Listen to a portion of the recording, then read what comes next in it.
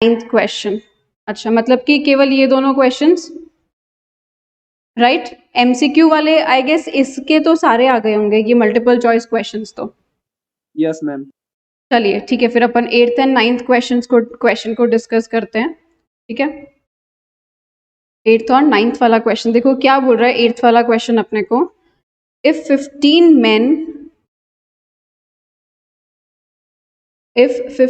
men working 10 days earn 500 rupees। ठीक है, 15 लोग 10 दिन अगर काम करते हैं तो वो कितना कमाते हैं? 500 रुपए कमाते हैं 10 दिन काम करके। तो मुझे सबसे पहले तो आप ये बताओ कि इनका टोटल वर्क कितना होगा। 15 लोग 10 दिन काम करते हैं तो total work upon time and work के अंदर स्टार्टिंग में जैसे 1 मान करके चलते थे ना, तो अभी मुझे बताओ कि टोटल वर्क कितना होगा इनका। 150। बिल्कुल, टोटल वर्क इनका आ गया 150। अब वो 150 का टोटल वर्क आया, आप पर यूनिट वर्क निकाल लो। कैसे निकालोगे पर यूनिट? 500 डिवाइडेड बाय 150 करके। ठीक है, ये आपका पर यूनिट वर्क आ गया कि एक यूनिट का कितना वर्क होता है। ऐसे ही सेम आप टोटल वर्क यहां निकाल लोगे, 12 मल्टीप्लाई बाय 14। ठीक है, चलो सॉल्व करते हैं इस क्वेश्चन को अपन अभी इधर एक बार।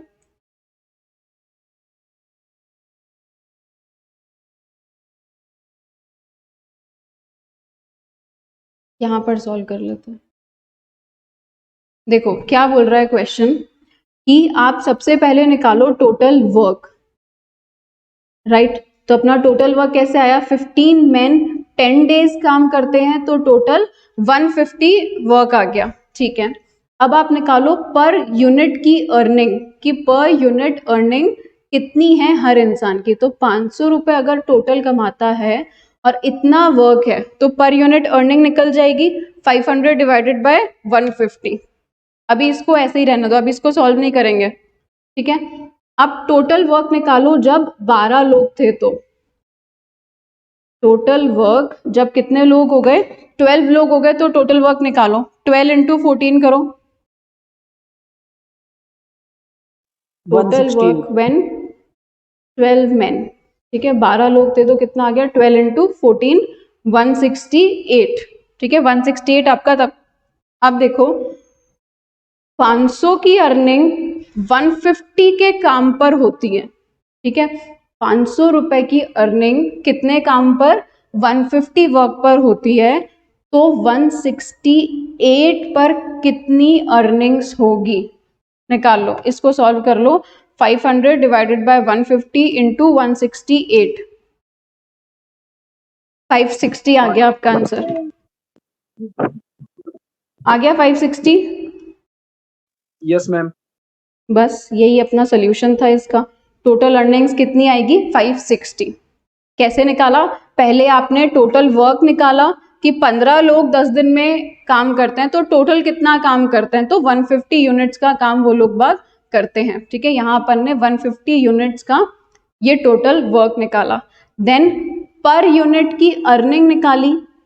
ठीक है, 500 रुपए टोटल वर्क का कमाते हैं तो एक यूनिट का कितना कमाएंगे वो अपन ने यहाँ निकाल लिया। नेक्स्ट अपने को क्वेश्चन पूछ रहा था कि आप 12 लोगों की अर्निंग बताओ, 12 लोगों की टोटल अर्निंग्स जब आपको 14 डेज का काम करना होता है। तो यहां पर भी अपन ने सेम 14 डेज का टोटल काम निकाल लिया, ये रहा टोटल वर्क, और उसको अपन ने ये इक्वेशन में पुट कर दिया कि अगर 500 की अर्निंग 150 पर होती है तो 168 पर कितने की अर्निंग होगी? 560 की। ठीक है, क्लियर है क्वेश्चन? Yes ma'am. चलो फिर नेक्स्ट आपको 9th वाले क्वेश्चन में डाउट आया था। Yes ma'am. ठीक है, 9th वाला क्वेश्चन देखो क्या कह रहा है अपना, फिल अप द गैप्स। अच्छा, गैप फिलिंग का क्वेश्चन है 9th वाला। तो यानी कि आपको करना क्या है, देखो उस क्वेश्चन में गैप फिल करने का मतलब आपको a अपॉन बी की फॉर्म में लेके आना है इन सबको। ये सब जो है ना आपके, ये a अपॉन बी की फॉर्म में ही रहने चाहिए। चलो कोशिश करते हैं a अपॉन बी की फॉर्म में कैसे लिख के आएंगे। सबसे पहले तो क्वेश्चन को लिखो। ठीक है, सबसे पहले एक जगह पे क्वेश्चन को लिखते हैं अपन।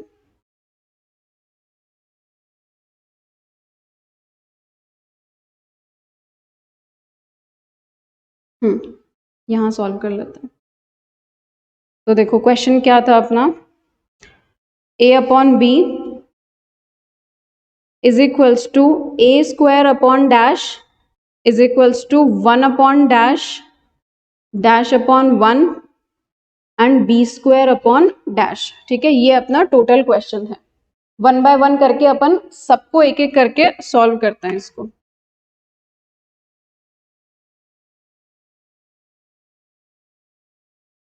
चलो पार्टीशंस बना लो। देखो इसमें सबसे इजी रहेगा जब आप पार्टीशन बना करके सॉल्व कर लोगे ना, कि भाई पहले इसको सॉल्व करना है हमको, इस फर्स्ट पार्ट को। तो a upon b is equals to a square upon x. तो x की वैल्यू निकाल करके बता दो मुझे जल्दी से। ax is equals to b a square. ठीक है, तो x की वैल्यू क्या आ गई, b a square upon a. अब एक a से दूसरे a को कैंसिल आउट कर देंगे, तो कितना आ गया आपका, बी ए, सॉरी ये ए बी होएगा, आगे रहता है ये ए स्क्वायर बी होगा, ये ए स्क्वायर बी। यहाँ पर भी ए स्क्वायर बी लिखो, ए बी अपना आंसर आ गया। तो पहले वाले ब्लैंक में अपने को क्या लिखना है, ए बी। चलो सेकंड ब्लैंक को सॉल्व करते हैं। सेकंड में भी हमको ए अपॉन बी की फॉर्म में ही लेकर के आना है। ठीक है, ए अपॉन बी और दे क्या रखा है, 1 अपॉन डैश, तो डैश की जगह पर x लगा दो। तो ax is equals to b, तो x is equals to b upon a। आ गया ये वाला भी। नेक्स्ट देखो, a अपॉन b की फॉर्म में किसको लेकर के आना है, 1 upon sorry dash upon 1। So dash की जगह पर x आ जाएगा अपना, x अपॉन 1। सेम वही क्रॉस मल्टीप्लाई करो, तो a is equals to x b. निकालो इसको, सॉल्व करो फटाफट से। x की वैल्यू कितनी आ जाएगी, x is equals to a upon b. ठीक है, उधर b अपॉन a आया था, इधर a अपॉन b आ गया। देन लास्ट वाला a upon b is equals to b square upon x। Same cross multiply करके इसका आंसर निकाल के बताओ जल्दी से। बी क्यू अपॉन ए, कितना आया, बी की पावर 3 अपॉन ए, b क्यूब अपॉन b या a b cube A। Upon a। ठीक है, क्रॉस मल्टीप्लाई करेंगे अपन इसको, तो ये ax इज इक्वल्स टू यहाँ पर b क्यूब बन गया और x is equals to b cube upon a। ये इसका सोल्यूशन था पूरा। चलो और किसी भी क्वेश्चन में कोई भी डाउट? No ma'am. चलो ठीक है, तो अब देखो इसी के साथ में ना अपना रेशियो प्रोपोर्शन खत्म हो गया। आज अपन इसी चैप्टर का लास्ट टॉपिक भी कंप्लीट कर देंगे, वेरिएशंस। ठीक है, ये पूरे 10 के 10 क्वेश्चंस में आपको कोई भी डाउट नहीं है, अच्छी बात है। चलो बढ़िया, वैसे इजी भी होंगे क्वेश्चंस काफी ये सारे, और यही लेवल के अपने एग्जाम में आता है। अच्छा चलो एक क्वेश्चन मैं आपसे पूछती हूँ, मुझे इसका आंसर बताओ। रैंडम ऐसे रैंडमली मैं ऐसे ही ये क्वेश्चन पूछ रही हूँ आपसे, ताकि पता लगे ना कि 7 रेशियो। रेशियो 9, हाँ 7:9, बिल्कुल। सब डुप्लीकेट का मतलब क्या होता है, आपको √2 लगाना है, बस रूट करना है इन दोनों का। ठीक है, चलो अपना रेशियो हो गया, प्रपोर्शन हो गया। अब अपन नेक्स्ट टॉपिक पे जा रहे हैं, कौन सा, वेरिएशंस। नाउ देखो इसके बारे में अपने को बहुत ज्यादा थ्योरी लिखने की जरूरत नहीं है, इसका अपन डायरेक्टली यही मॉड्यूल में समझ करके और इसके क्वेश्चन सॉल्व कर लेंगे। आज अपन वेरिएशन भी खत्म कर देंगे, तो अपना ये चैप्टर खत्म हो जाएगा, यानी कि अप्रोक्सीमेट 10 मार्क्स का अपना पार्ट खत्म हो जाएगा आज। ठीक है, वेरिएशन देखो, वेरिएशन वर्ड का मतलब क्या होता है, वेरिएशन मतलब चेंज। ठीक है, वैरी करना, अपन बोलते हैं ना वैरी करती है एक चीज दूसरी चीज से, तो यानी कि कितना उसमें बदलाव आया है, कितना चेंज आया है एक चीज में दूसरे चीज के रिस्पेक्ट में, उसे अपन बोलते हैं वेरिएशन। तो ऐसे ही वेरिएशन अपने दो तरीके के होते हैं। सबसे पहला डायरेक्ट वेरिएशन। देखो डायरेक्ट वेरिएशन का मतलब क्या होता है, जब एक चीज बढ़ रही है और दूसरी भी बढ़ रही हो, जब दोनों चीजें कंटिन्यूअसली बढ़ती है तो उसको अपन क्या बोलते हैं, डायरेक्ट वेरिएशन। ठीक है, जैसे एग्जाम्पल लेकर के चलते हैं अपन। क्या एग्जाम्पल दे रखा है अपने को, area of circle is directly proportional to radius, right. आज इतना सर्कल है, ठीक है, इस सर्कल की इतनी रेडियस है। अब अगर मैं सर्कल को बढ़ा देती हूँ तो रेडियस भी तो बढ़ जाएगी ना। सर्किल का अपन अगर एरिया बढ़ा देते हैं, सर्किल का सर्कमफेरेंस बड़ा कर देते हैं, तो उसका रेडियस भी क्या हो जाएगा, बढ़ जाएगा। इसे कहते हैं डायरेक्ट वेरिएशन। जब एक चीज बढ़ती है तो दूसरी चीज भी बढ़ेगी। ठीक है, Yes, अब ma'am. इसको अपन रिप्रेजेंट कैसे करते हैं डायरेक्ट वेरिएशन को, देखना समझो। डायरेक्ट वेरिएशन को अपन ऐसे रिप्रेजेंट करते हैं, a is directly proportional to b. इसको लिखने का तरीका, A इज इक्वल्स टू, इस प्रपोर्शन को, यानी कि ये जो प्रपोर्शन है ना, इसको अपन ने दो हिस्सों में बांट दिया, एक तो इक्वल्स टू और एक के। A इज इक्वल्स टू के बी। ठीक है, K का मतलब कोई भी कांस्टेंट वैल्यू, कोई भी ऐसी वैल्यू जो कैसी है आपकी कांस्टेंट है, वो K को रिप्रेजेंट करती है। Fine, direct proportion, A is proportional to B, simple format में लिखना ये होता है। और फिर इसको जब अपन फर्दर सॉल्व करते हैं तो इस तरीके से लिखते हैं, A इज इक्वल्स टू के बी, K यानी कि कांस्टेंट वैल्यू। देखो K is nothing but constant of proportional, यानी कि जो प्रोपोर्शन है A और B का, इसमें एक कांस्टेंट वैल्यू है K। चलिए नेक्स्ट देखते हैं हम अपन इनवर्स वेरिएशन। डायरेक्ट वेरिएशन का बिल्कुल ऑपोजिट, यानी कि जब एक चीज बढ़ती है तो दूसरी कम होगी। अगर मैं बोल रही हूं कि A बढ़ रहा है तो B क्या होगा, कम होगा। जैसे आज अपन बात करते हैं आपकी स्पीड की। ठीक है, जैसे जैसे आपकी स्पीड बढ़ती चली जाती है आपका टाइम कम हो जाता है ना। पहले अगर आप 30 की स्पीड से, मान लो अगर आप 30 की स्पीड से एक्टिवा चला रहे हो और आपको कहीं जाने में 2 घंटे लगते हैं, और अब अगर आपने स्पीड कितनी कर दी एक्टिवा की, 50 कर दी, तो आपको टाइम कम लगेगा कि ज्यादा लगेगा पहुंचने में, कम कम टाइम लगेगा। जैसे बोल देते हैं अपन इधर 1 आवर लगेगा एग्जाम्पल। ठीक है, तो ये होता है क्या, इनवर्स वेरिएशन। स्पीड बढ़ी, टाइम कम हो गया, इसे अपन कहते हैं इनवर्स वेरिएशन, जब एक चीज बढ़ती है और दूसरी कम हो जाती है। लिखते कैसे हैं अपन इसको, देखो समझना, A is inversely proportional to B। ठीक है, इनवर्स के लिए अपन ने क्या कर दिया, B को उल्टा कर दिया, तो A is inversely proportional to B।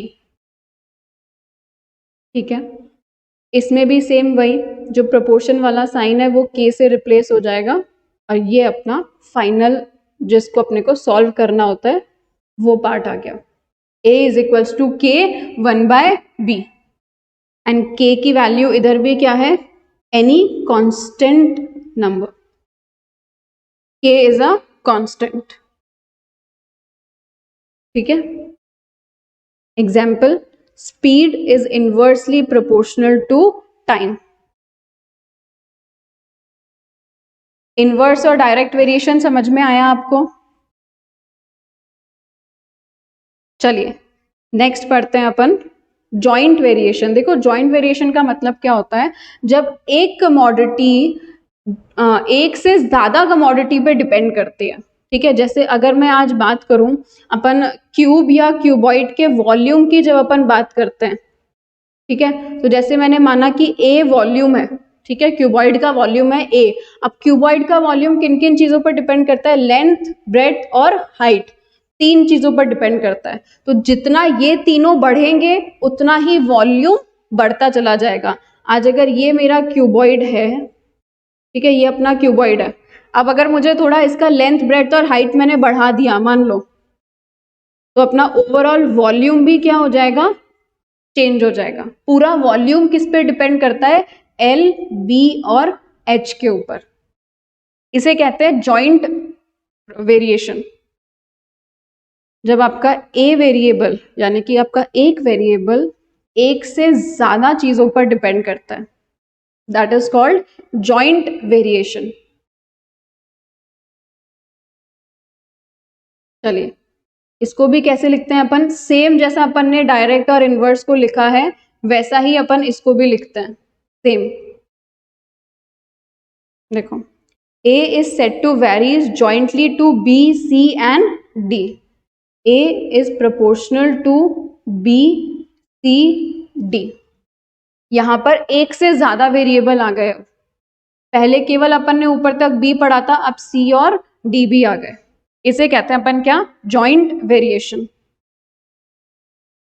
Example, the volume of cuboid varies directly as a product of L, B and H. आपके क्यूबॉइड का क्या वॉल्यूम है, वो आपकी लेंथ, ब्रेड्थ और हाइट पर डायरेक्टली डिपेंड करता है। चलिए ये इतना छोटा सा टॉपिक था एक वेरिएशन का अपना। अब इससे रिलेटेड अपन कुछ क्वेश्चंस कर लेते हैं। देखो इधर क्या बोल रहा है, सम एलिमेंट्री रिजल्ट्स, और ये सारे अपने को बिल्कुल भी याद करने की जरूरत नहीं है, कोई मतलब नहीं है इन सबको याद करने का। डायरेक्ट जो अपन क्वेश्चन सॉल्व करने लगेंगे ना तो ये चीजें अपन खुद बना सकते हैं। So this is of no use. ठीक है, चलो क्वेश्चंस पे जाते हैं अपन। ये 1 और 2 स्टेप्स क्वेश्चन करते हैं। चलो पहला क्वेश्चन देखो क्या बोल रहा है, if a varies inversely with b. अपने को दे के रखा हुआ है क्या, a varies inversely with b, ठीक है। And if b is equals to 3, b की वैल्यू कितनी दे रखी है 3, a की वैल्यू दे रखी है 8, तो पुट कर देते हैं a की वैल्यू 8 और इनवर्स का अपन ने चेंज करना सीखा था क्या, k 1/3। यहां से आपकी k की वैल्यू आ गई कितनी, 24। आगे क्वेश्चन क्या पूछ रहा है, find b if a is equals to 2। b निकाल के बताओ जब आपका जो a है वो कितना हो जाए, 2 हो जाए। तो अब वापस से अपन इधर a की जगह पर 2 रखते हैं, k हमको पता ही है 24 और 1/b, तो निकालो फटाफट से b की वैल्यू। जल्दी से मुझे b की वैल्यू निकाल करके बताओ।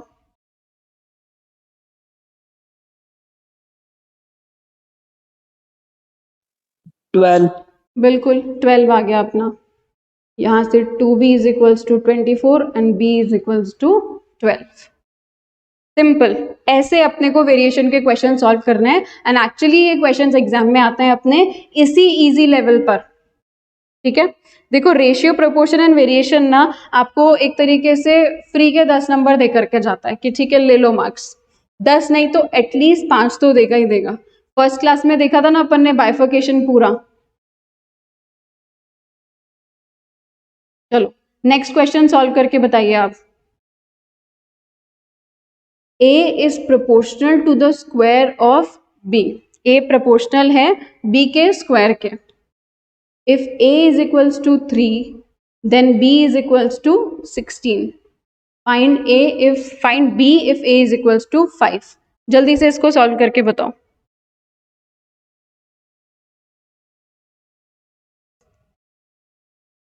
इस क्वेश्चन का अपना फाइनल आंसर कितना आ रहा है, 20.66। कहाँ गड़बड़ करी आपने? मैंने वहां पे बी स्क्वायर नहीं लगाया, सीधा डायरेक्ट बी कर। आपने वहां बी स्क्वायर नहीं लेकर के क्या ले लिया, आपने समझा कि 16 पूरा क्या है, बी है। Yes ma'am. है ना, देखो ऐसे यही पता है, देखो इस क्वेश्चन में गलती होने के चांसेस बस यही थे और कोई चांस ही नहीं था गलती होने का, राइट। तो अपने को क्वेश्चन बहुत ध्यान से पढ़ना है। चलो अभी समझ आया? Yes ma'am. ठीक है, नेक्स्ट क्वेश्चन पे चलते हैं अपन। इसको हटा देते हैं। देखो ये सारे क्वेश्चंस ना आप बहुत ही फेयर तरीके से अपनी नोटबुक में सॉल्व करके रखो, बिकॉज जब आपका ये चैप्टर खत्म हो जाएगा, और मोस्ट प्रोबेबली आज खत्म हो जाएगा, एंड मैं कल या परसों तक आपका इस चैप्टर का टेस्ट लूंगी मैथ्स का। ठीक है, तो बहुत फेयरली सॉल्व रहेगा ना, तो आपको टेस्ट में सही रहेगा रिवीजन के टाइम पे। चलो नेक्स्ट क्वेश्चन देखते हैं अपन। A varies inversely with B, and if B is equals to 3 then A is equals to 7. Find A if B is equals to 2 1/3. Yes, करोगे इसको सॉल्व? Yes ma'am. करो, कोशिश करो, फिर अपन देखेंगे आंसर इसका। ट्राई करो आप एक बार इसको सॉल्व करने की।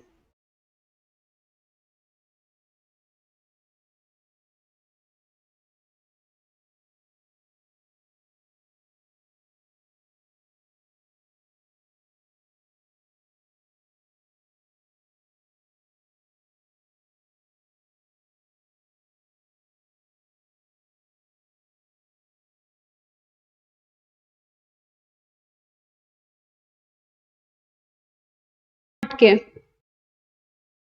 1/3 में।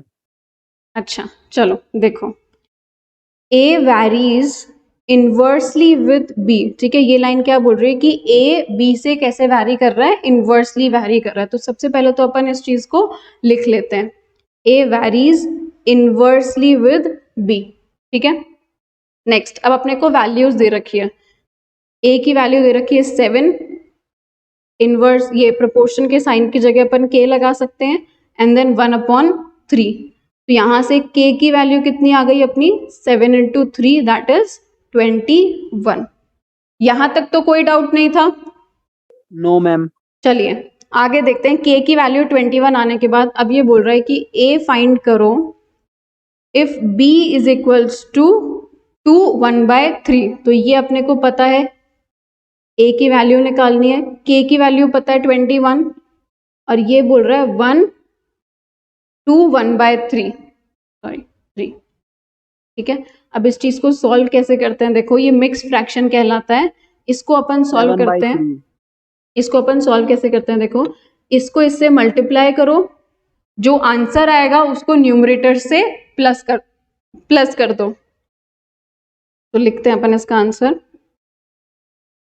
A is equals to 21, 1/3 as it is रहेगा, 3 2 6, 6 + 1 7, ठीक है। ये रेशियो देखो, ये वाला रेशियो जो डिनोमिनेटर होता है ना, वो जब अपन ऊपर लेके जाते हैं तो रेसिप्रोकल हो जाता है, यानी कि ये क्या हो जाएगा 2 मल्टीप्लाई बाय ये 7/3 था, ऊपर जाकर के क्या हो जाएगा रेसिप्रोकल हो जाएगा, यानी कि उल्टा हो जाएगा, तो 3/7।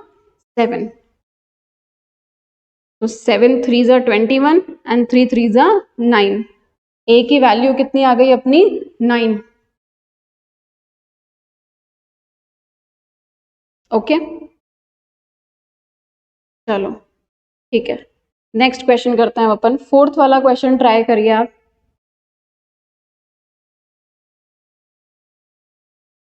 फोर्थ वाला क्वेश्चन ट्राई करो, क्या कह रहा है, if x varies y, if x varies with y and x is equals to 3 when y is equals to 24, then find the value of y when x is equals to 8।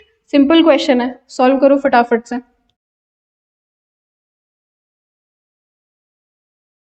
अच्छा पहले मुझे ये बताओ आप कि ये डायरेक्टली वैरी कर रहा है या इनवर्सली वैरी कर रहा है? इनवर्स। इनवर्सली डायरेक्टली वैरी कर रहा है, बिल्कुल। चलो फिर सॉल्व करो इसको जल्दी से, फाइनल y की वैल्यू निकाल करके बताइए।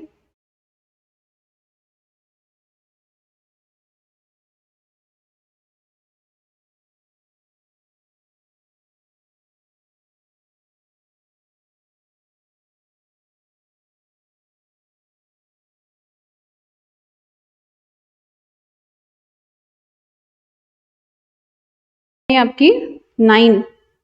अच्छा यस मैम। देखते हैं, चलो क्या बोल रहा है question, x varies with y। चलो अब इसको लिख लेते हैं, x is equals to k y, x 3 k और ये अपने को 24 दे रखा है, तो k की वैल्यू कितनी आ गई आपकी 3/24, ठीक है। यहाँ से k की वैल्यू आएगी, तो कैंसिल आउट कर सकते हैं 1/8। चलो अब इसको सेकंड वाले पार्ट में पुट करो। क्या बोल रहा है सेकंड वाला पार्ट? वैल्यू ऑफ अपने को y की वैल्यू ढूंढनी है जब अपने को x दे रखा है 8, तो 8 इज इक्वल्स टू 1/8 y। 9 तो नहीं आ रही, ये 8 डिवाइड का इधर चला जाएगा तो मल्टीप्लाई हो जाएगा। y इज इक्वल्स टू 8 8 जा 64 होता है, 64 आ रही है वैल्यू y की।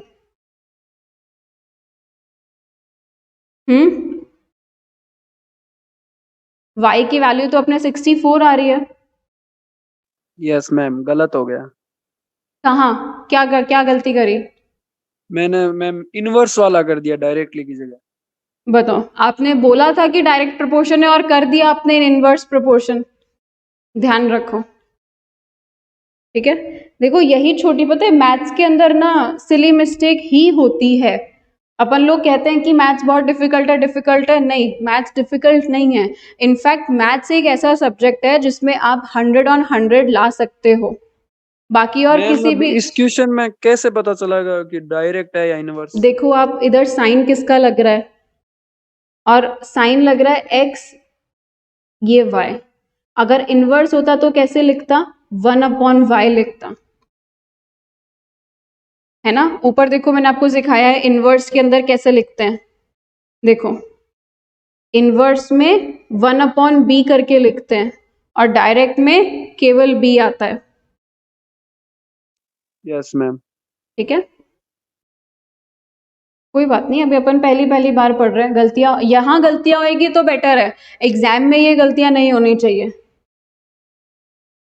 चलो नेक्स्ट क्वेश्चन पे चलते हैं। ये वाला क्वेश्चन एकदम क्लियर है, कोई भी डाउट कि कोई भी चीज कोई भी वैल्यू क्यों ली, उसके पीछे का लॉजिक रीजन अगर कहीं पर भी डाउट आए ना तो पूछ लेना। चलिए फिफ्थ वाला क्वेश्चन अपन करते हैं। क्या कह रहा है fifth question? A varies inversely with B.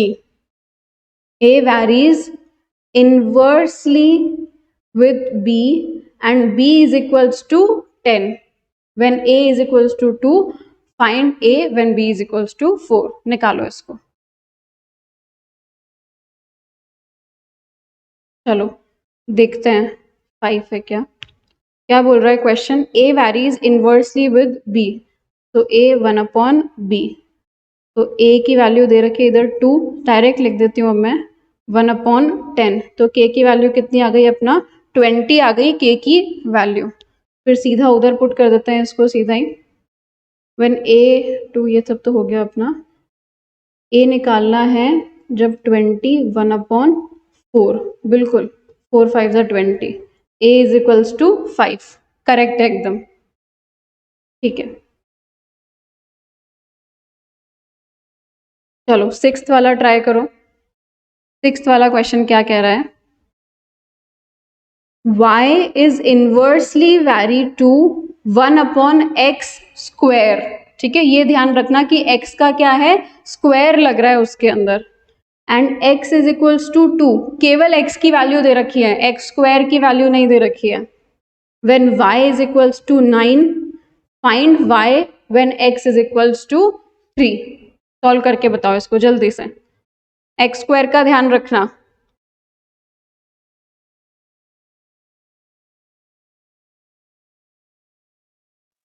Ma'am x square की जगह 2 स्क्वायर मानना है क्या? हाँ, x स्क्वायर की जगह 2 स्क्वायर मानना है।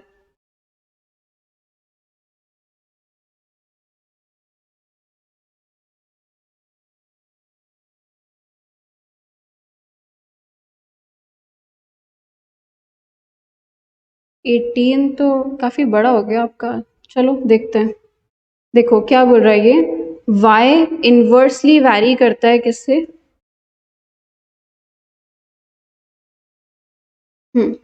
y inversely varies with x square, ठीक है। y की वैल्यू दे रखी है 9, k 1/2 का स्क्वायर मैं यहाँ डायरेक्ट लिख रही हूँ कितना, 4, 2 2 ज़ा 4, ठीक है। k की वैल्यू देखो कितनी आ गई, 9 4 ज़ा 36, k की वैल्यू अपनी 36 आ गई। यहाँ तक कोई गड़बड़ थी क्या? No ma'am. नहीं। देखते हो भी सकता है कि आंसर आपका कितना आया था, 18 आया ना? यस ठीक है, मैम।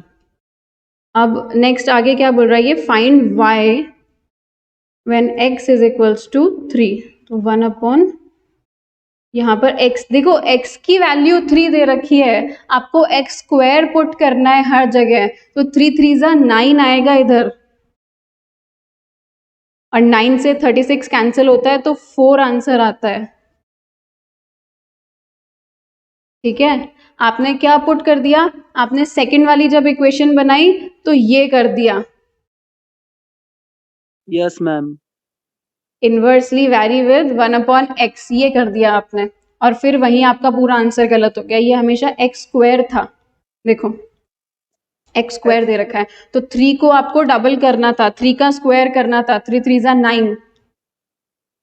क्वेश्चन के अकॉर्डिंग करना है ना मैम? बिल्कुल, हमेशा आपको जो क्वेश्चन में पहली बार रिलेशन दे रखा है ना कि y is inversely proportional to 1 upon x square, तो बस उसी इक्वेशन के आपको स्टिक करके रह जाना है कि हाँ इसी में पूरा सोल्यूशन देना है मुझे क्वेश्चन का। ठीक है, बिकॉज देखो अपन ने जो k की वैल्यू निकाली वो भी एक्स स्क्वायर के रिस्पेक्ट में ही तो निकाली है, यस मैम। है ना, तो फाइनल जो वैल्यू आएगी जब आप चेंज कर रहे हो वैल्यूज तो वो भी एक्स स्क्वायर के रिस्पेक्ट में ही आएगी। अपन ऐसा नहीं कर सकते कि यहाँ तो एक्स स्क्वायर ले रहे हैं और यहाँ पर एक्स ले लें, नहीं गलत हो जाएगा वो फिर। ठीक है, हमेशा क्वेश्चन जो क्वेश्चन का बेस था ना, जिस बेस पे क्वेश्चन ने इक्वेशन बना करके दिए, हमेशा उसी को अपने को लेकर के चलना है। Okay ma'am. चलिए नेक्स्ट अपना क्वेश्चन देखते हैं अपन, 7th वाला।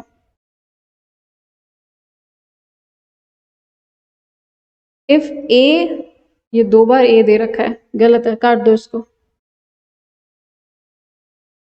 If a varies with b, ठीक है, ए वेरीज टू बी, और कैसे वेरी कर रहा है, डायरेक्टली कि inversely? Direct. Directly. A varies directly with b, a की वैल्यू दे रखी है, बी की वैल्यू दे रखी है, find the relative equation between a and b. अभी आप केवल मुझे के की वैल्यू तक सॉल्व करके बता दो, उसके आगे फिर मैं 3 करती हूँ। के की वैल्यू सॉल्व करके बता दो, कितनी आई? ए 3 3 3 3, खाली 3 मैम। अच्छा केवल 3 आया क्या? अच्छा चलिए देखो, ए वैरीज विद बी और ए दे रखा है 7, तो के 21, ठीक है, तो k is equals to 7 upon 21 आएगा, तो 7 1 और ये 3, 1 अपॉन 3 आएगी, 3 नहीं आएगी, 1 अपॉन 3 आएगी। Okay ma'am. ठीक है, k is equals to 1 upon 3। अब अपने को रिलेटिव इक्वेशन बना करके देनी है बस a और b की। इक्वेशन अपने को पहले ऑलरेडी पता है, क्या कि a किसके प्रोपोर्शनल है, a is equals to 1 upon 3b, ऐसा अपन लिख सकते हैं ना, k की वैल्यू निकाल ली तो ये इक्वेशन में मैं पुट कर सकती हूँ। Yes ma'am. कर दिया इक्वेशन में पुट। अब देखो ये 3 इधर चला जाएगा, डिवाइड का था उधर जाके मल्टीप्लाई हो जाएगा, 3a is equals to b, ये अपनी इक्वेशन बन गई। और अगर क्वेश्चन में और फर्दर सॉल्व करके दे रखा हो तो क्या कर सकते हैं अपन, 3a इस b को उठा करके इधर ले आओ, ठीक है, प्लस का था माइनस का हो जाएगा, इज इक्वल्स टू 0। ये होता है इक्वेशन फॉर्मेट। अब आपका आंसर इसमें भी आ सकता है, ऑप्शंस में, इस फॉर्म में भी आ सकता है। समझ आया रिलेटिव इक्वेशन कैसे बनानी है अपने को? बस कुछ नहीं करना, k की जो वैल्यू निकालनी है ना, वो वैल्यू पुट करके a और b में इक्वेशन बना दो बस। Okay ma'am. ठीक है, चलिए 8th वाला क्वेश्चन ट्राई करो। बस 8th और 9th ये 2 ही क्वेश्चन करने हैं अपने को, फिर अपने प्रूव वाले क्वेश्चन आ जाएंगे जो अपने एग्जाम में नहीं आते। ये प्रूव वगैरह, शो वगैरह, ऐसे क्वेश्चंस अपने एग्जाम में बिल्कुल भी नहीं आ सकते। एमसीक्यू बेस्ड हो गया ना अब अपना एग्जाम पूरा। ठीक है, यहाँ तक के क्वेश्चन अब अपने को नहीं करने, केवल 9 तक के ही करने हैं। तो 8th वाला क्वेश्चन करके बताओ जल्दी से। If x varies inversely with y s नहीं होगा, ये x होगा। x is equals to 8 when y is equals to 3. Find y when x is equals to 2। बहुत इजी है, जल्दी से सॉल्व कर दो। अभी तक अपन यही तरीके के क्वेश्चन तो सॉल्व करते आ रहे हैं इतनी देर से।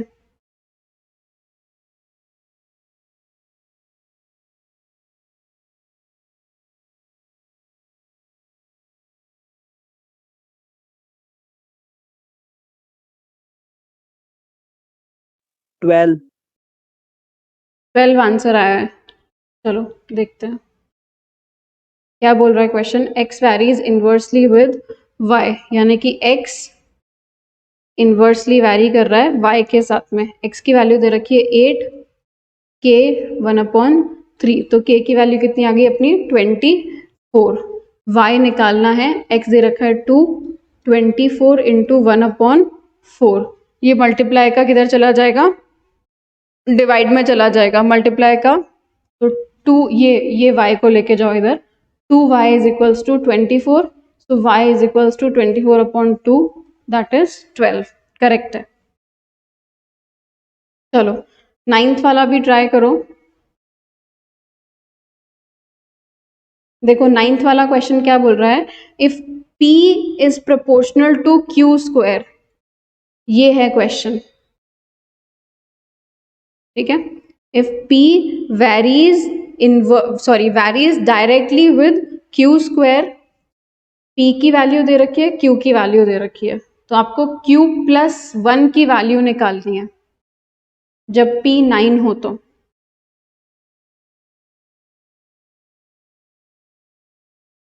सॉल्व करो जल्दी से। q प्लस 1 की वैल्यू जब p कितना हो, 9 हो। ध्यान रखना q प्लस 1, q मत निकाल देना।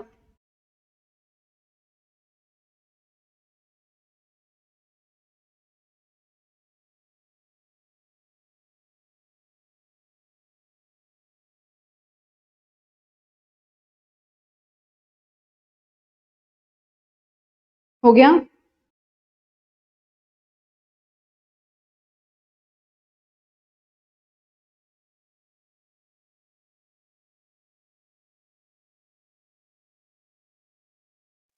नो मैम, के तक आया। सॉल्व करा है, उसमें कुछ वैल्यू तो लिखी होगी।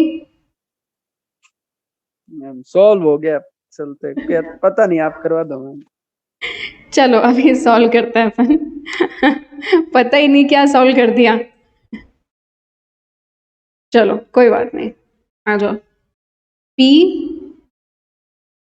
Is proportional to q square, ठीक है। तो p की वैल्यू अपने को एक तो क्वेश्चन देखना पड़ेगा वापस से।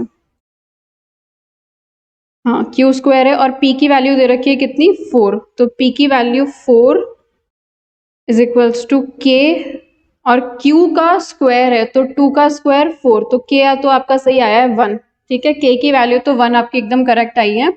अब वापस अपने को एक इक्वेशन डालनी है जिसमें p क्या होएगा, 9, तो 9 is equals to 1 q square, k 1 था ना क्योंकि, तो k की जगह मैंने सीधा 1 पुट कर दिया, या चलो k पुट कर देती हूँ कंफ्यूजन ना हो।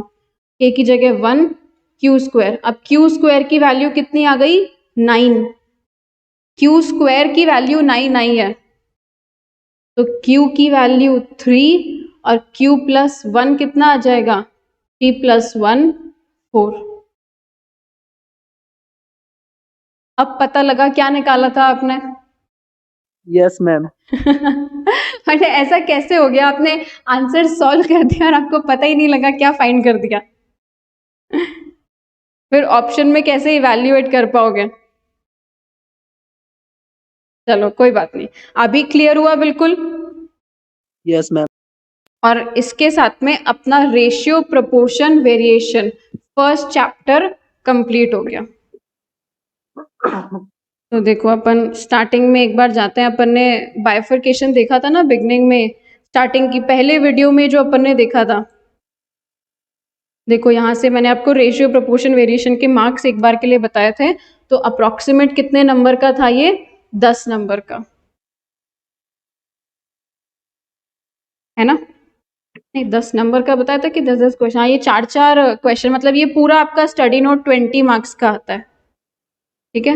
तो इसमें से आपके कितने नंबर आते हैं, देखो 2 मार्क्स का अप्रॉक्सीमेट ये आता है, 2 का ये और 1 का आपका प्रपोर्शन आ जाता है। तो अपना 5 से 6 नंबर कवर अप हो गया, ये इतने से स्टडी नोट से। अब अपन कल से simple and compound interest start करेंगे, ठीक है।